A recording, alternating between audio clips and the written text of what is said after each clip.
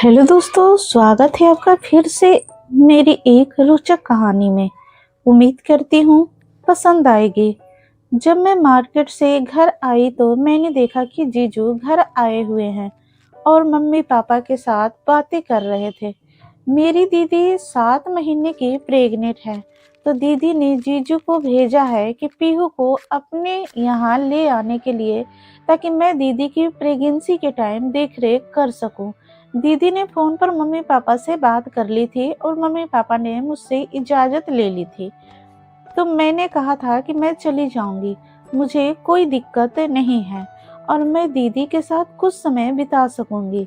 जीजू को मैंने नमस्ते किया और जीजू ने भी मुझसे नमस्ते की। जीजू की निगाहें मुझे ऊपर से नीचे देखती रहती।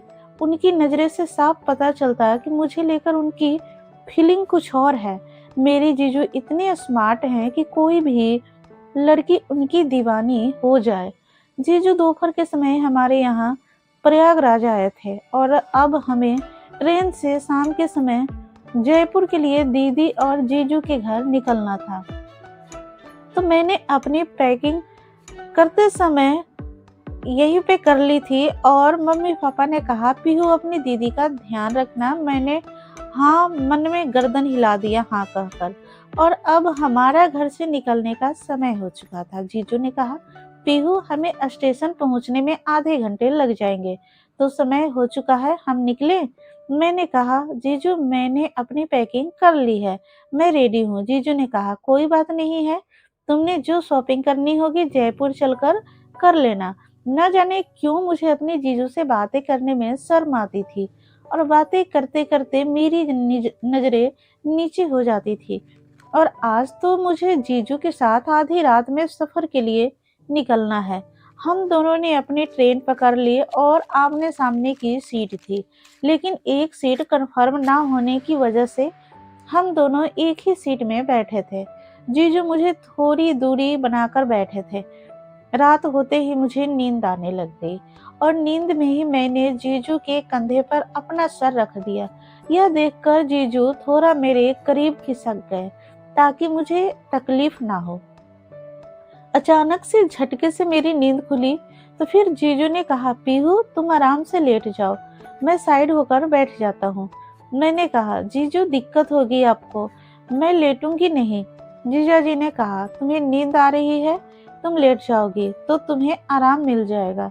तो फिर मैं लेट गई और लेटते ही मुझे नींद आ गई। मैंने अपना पैर जीजा जी के जांघों पर रख दिया। मुझे लेटते ही इतना आराम मिला कि मैं बता नहीं सकती। मैं पूरे दिन भर की थकी थी। मैं आज बिल्कुल भी घर में आराम नहीं कर पाई थी और नींद में मैंने अपना पैर जीजू की जांघों पर रखा था। जीजू मेरे पैरों को हल्के हल्के से सहला रहे थे, उसे दबा रहे थे। मुझे नींद में ही आराम मिल रहा था। बगल के लोग हमें पति पत्नी समझ रहे थे, क्योंकि मैं ज्यादा जीजू से बात नहीं कर रही थी, इसलिए उन्हें पता नहीं चला कि हम दोनों जीजा साली हैं। वह अभी तक हमें पति पत्नी ही समझ रहे थे। मुझे ऐसा लग रहा था आधी रात में मैं जीजू और दीदी के घर पहुंच गई। दीदी ने पहुंचते ही मुझे गले लगाया और कहा कोई दिक्कत तो नहीं हुई तुझे आने में। मैंने कहा नहीं दीदी, जीजू ने तो किसी भी तरह की कोई दिक्कत मुझे होने नहीं दी।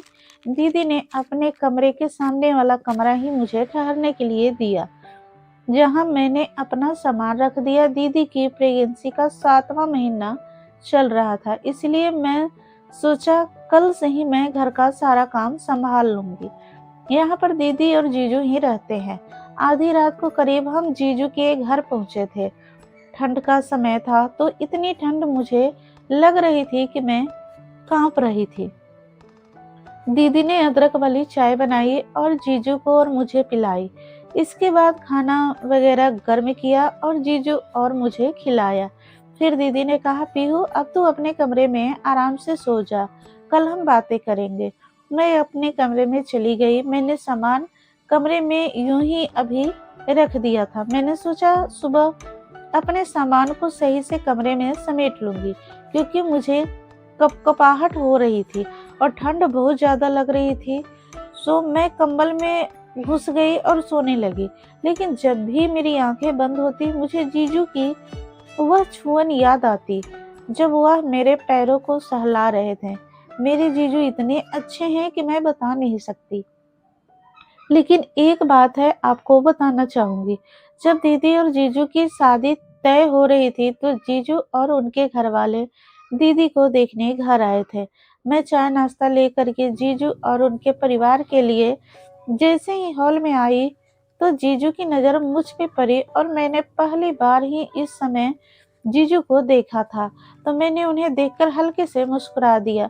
उन्हें लगा मैं ही वह लड़की हूँ जिससे उनकी शादी तय होने वाली है। जीजू के माता पिता ने मुझसे कुछ बातें की और जीजू हल्के से मुस्कुरा रहे थे।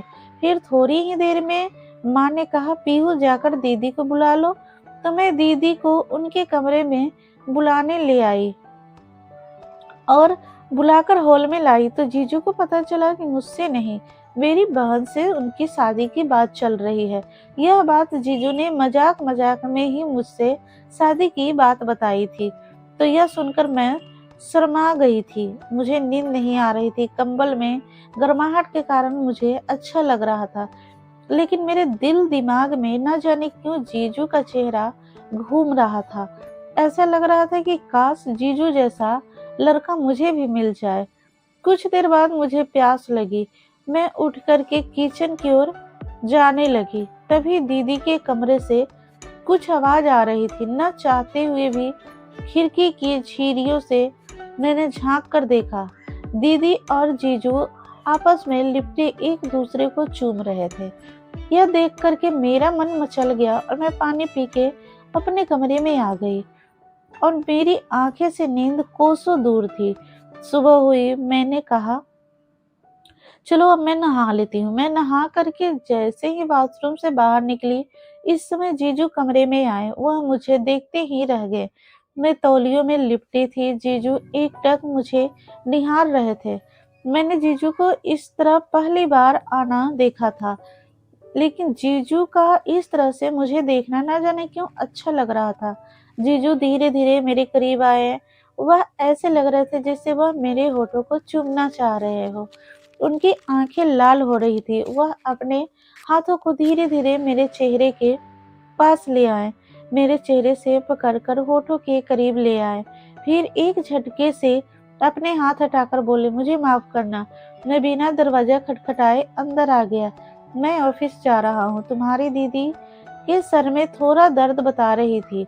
मैं नहीं जाने वाला था ऑफिस, लेकिन तुम्हारी दीदी ने कहा हल्का दर्द हो रहा है, कोई बात नहीं, आप ऑफिस चले जाओ, तो तुम अपनी दीदी को देख लेना। मैंने कहा जीजू ठीक है। इसके बाद जीजू ऑफिस चले गए और मैं यूं ही बिस्तर पर बैठ गई और मैं सोचने लग गई कि काश जीजू मेरे होठों को चूम लेते।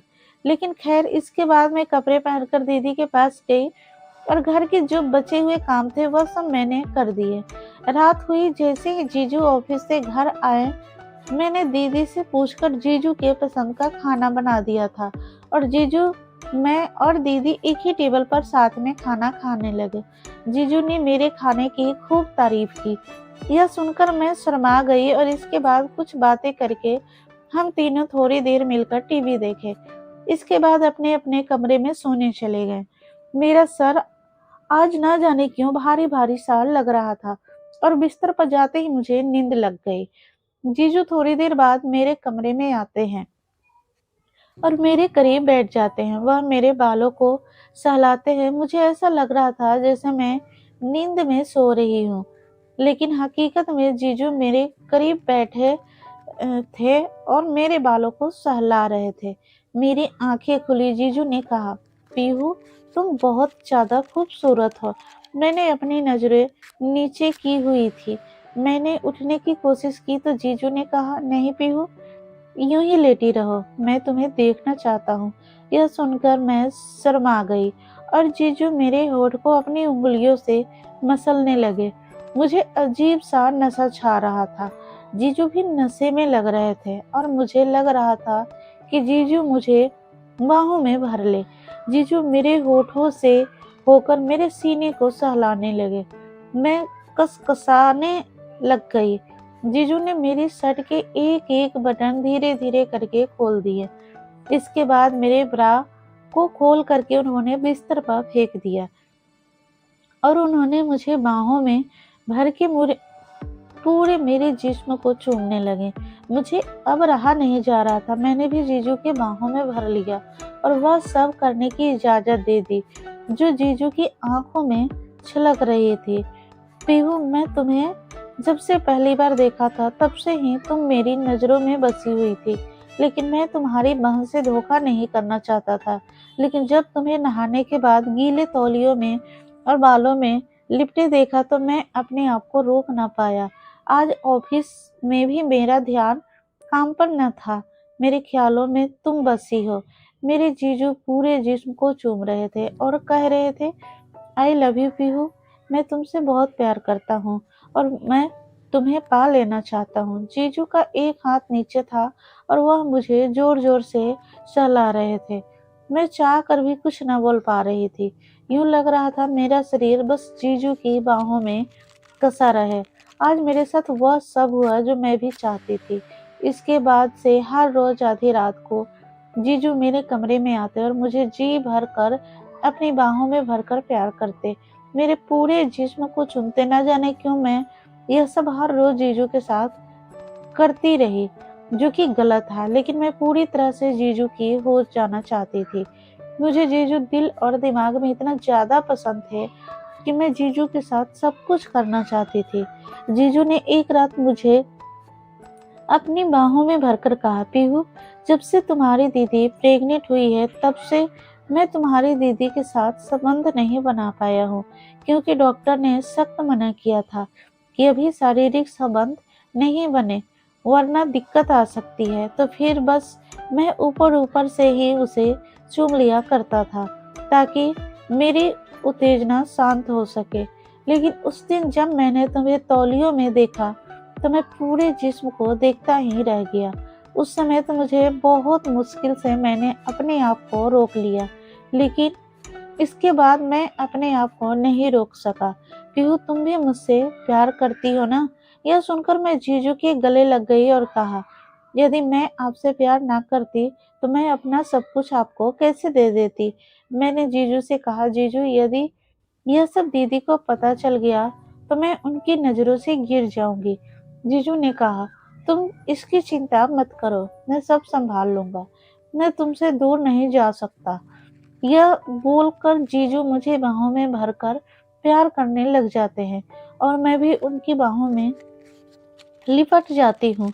पता है, मेरा शरीर जीजू के प्यार के लिए तरस रहा था और जीजू ने तो पहली नजर में ही मुझे पसंद कर लिया था। मुझे अंदर ही अंदर न जाने ऐसा क्यों लग रहा था कि मैंने जो किया गलत किया, लेकिन जीजू के प्यार के सामने मैं बेबस हो जाती थी। दोस्तों, यह थी आज की छोटी सी कहानी। कैसी लगी कमेंट करके जरूर बताएं। अच्छी लगी हो तो लाइक करें और चैनल को सब्सक्राइब करें। धन्यवाद।